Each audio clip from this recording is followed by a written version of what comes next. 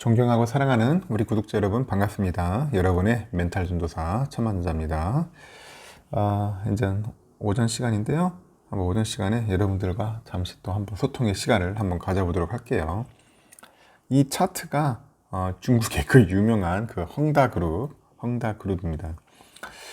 이게 보니까 그 홍콩에 상장되어 있는 것 같더라고요. 보니까 6개월 동안 차트가 그대로 뭐 내리막이네요. 내리막 쭉 내리막, 약간 미끄럼틀 내려가듯이 내리막입니다.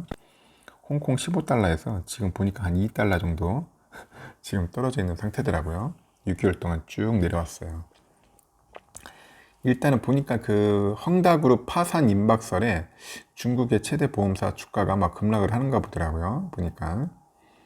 그러다 보니까 중국 투자자들이 이제 핑안보험이죠. 핑안보험이 타격을 입을 것으로 우려하고 있는 것 같은데, 그 홍콩 증권거래소에 보니까 그 핑안보험의 주가가 5.44% 급락을 했고, 장중에 8%까지 폭락하기도 하더라고요. 그래서 핑안보험은 그 자산 기준으로 중국 최대 보험 기업이에요. 최대 기업, 보험 최대 기업인데 2020년 기준으로 해서 핑안보험의 총 자산이 9조 5,278억 위안이에요. 억 위안, 중국 돈으로. 2위가 중국생명이 4조 2,524억 위안보다도 한 2배 이상 크죠. 핑안보험.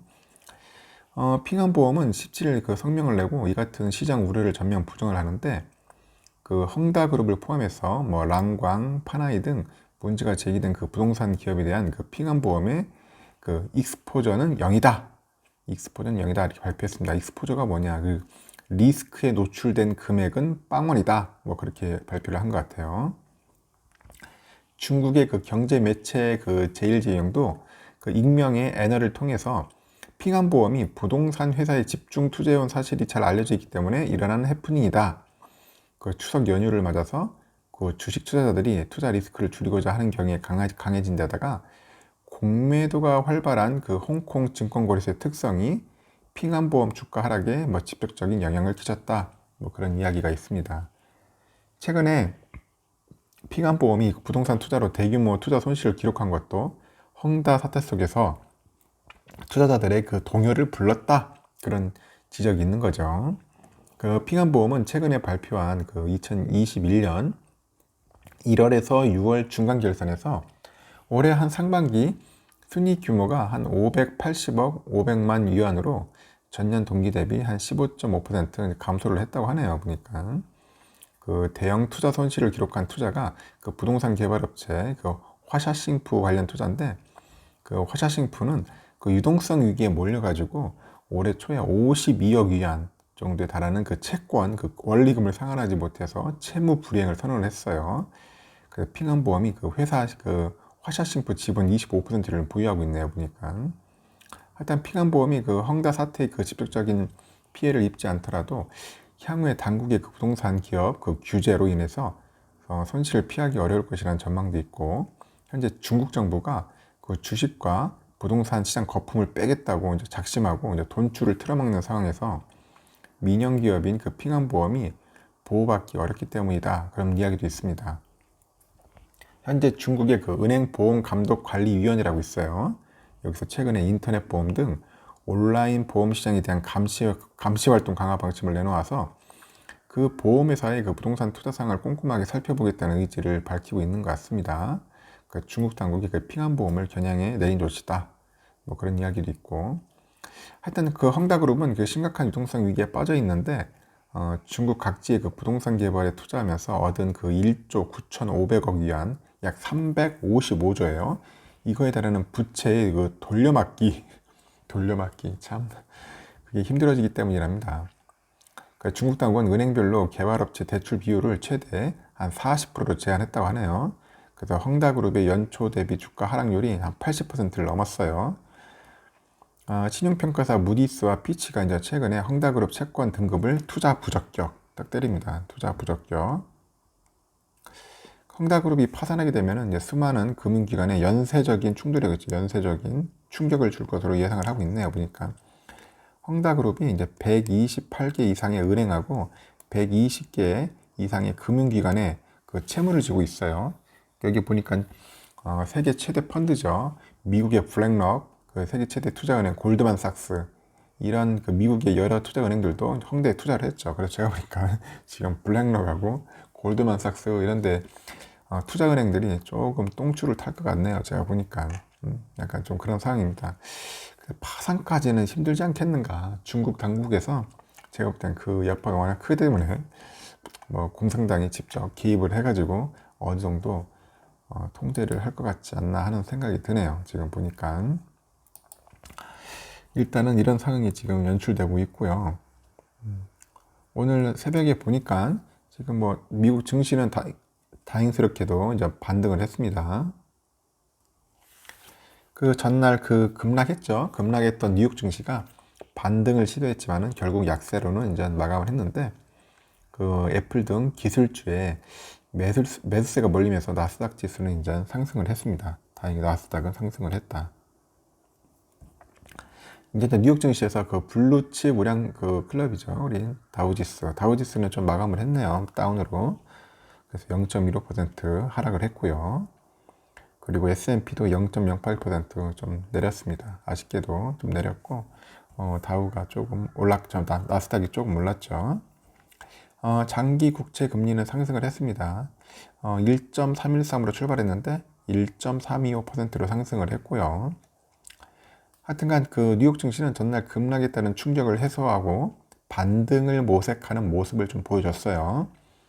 하여튼 그 중국 부동산 개발업체 아까 말한 것처럼 에버그란데 그 헝다그룹의 유동성 위기가 그 전 세계적 위기로 번질 수 있다는 그런 우려 때문이긴 했죠. 그 전날 그래서 글로벌 정시가 이제 출렁거린 거예요. 일단은 그 에버그랜드의 그 그룹은 그 채무 불이행 직전에 있어서 이번 목요일까지 8만이 아니라 8,300만 달러의 그 이자를 지불을 해야 한답니다. 그래서 분석가들은 그 에버그랜드가 이자 지불을 제때 하지 못할 것으로 보는데 그 많은 사람들은 이것이 13년 전 또 리먼 브라더스의 그 사태처럼 또 전염을 확산할 수 있다. 그게 우려되는 거예요. 지금 우려.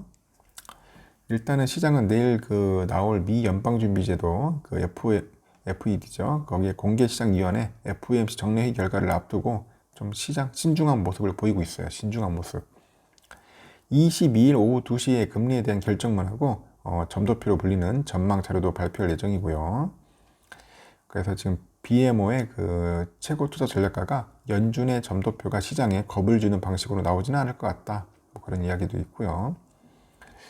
그리고 이제 투자자들은 내일 FOMC 결과와 함께 중국 정부가 에버그란드 사태에 어떻게 대응할 것인에 대해서 세부 사항을 기다리면서 바짝 긴장하고 있다고 합니다. 그리고 전날 기록한 그 최저치에 대한 급격한 반등이 있었고 조정 요건들이 아직 해결되지 않았다면서 시장이 바닥 찾기를 시작하면서 조금 더 소화불량 현상과 추가적인 약세에 대한 위험 요인들이 이제 추가될 것으로 보이는 것 같아요. 하여튼 일부 기술주들은 강세를 보였고 애플은 한 0.34% 올랐고 테슬라가 한 1.26% 상승을 했습니다. 페이스북, MS, 알파벳도 상승을 했고요. 에어비앤비, 트위터도 상승을 했고 우버가 주가가 한 11.49% 올랐네요. 보니까. 그리고 디즈니는 골드만삭스 컨퍼런스에서 그 밥 CEO가 디즈니 플러스의 가입자 증가세가 역풍을 맞을 가능성이 있다고 경고를 해가지고 주가가 한 4.17% 하락을 했습니다. 또 유가는 또 상승을 했네요. 보니까 서부 텍사스산 원유 10월 인도분이 배럴당 0.22달러 올라가지고 70.51달러 거래를 마감했습니다. 유가는 오르는 것 같습니다. 지금 금 가격도 올랐고요. 인도분도 12월 인도분 금 가격도 전 거래일보다 한 11.2달러 올라가지고 1775달러에 거래를 마감했고 지금 달러와는 약세다. 뭐 그런 이야기가 있습니다. 지금 하여튼 이렇게 미국 시장은 흘러갔고 지금 반도체 지수 한번 살펴봤는데 잘 오르는 것 같습니다. 엔비디아도 좀 올랐어요. 한 0.6% 정도 올랐고 엔비디아도 0.6% 올랐고 AMD가 조금 올랐네요. 1.25%. 지금 마이크론 테크놀로지가 떨어지고요. 인텔도 빠지고 램리서치도 빠지고 TSM은 조금 반등을 했네요. 0.23%. 그리고 ASML이 1.66% 올랐습니다. 퀄컴도 좀 빠졌고요. 하여튼 그 중국 헝다 그룹에 관련된 이야기들이 좀 많이 나오는데 지금 반반이에요. 지금 어떤 사람들은 많이 우려하고 있고 또 어느 또 증권사나 전문가 집단은 뭐 그렇게까지 크게 위험할 것은 아니다. 뭐 그런 이야기들이 있는 것 같습니다.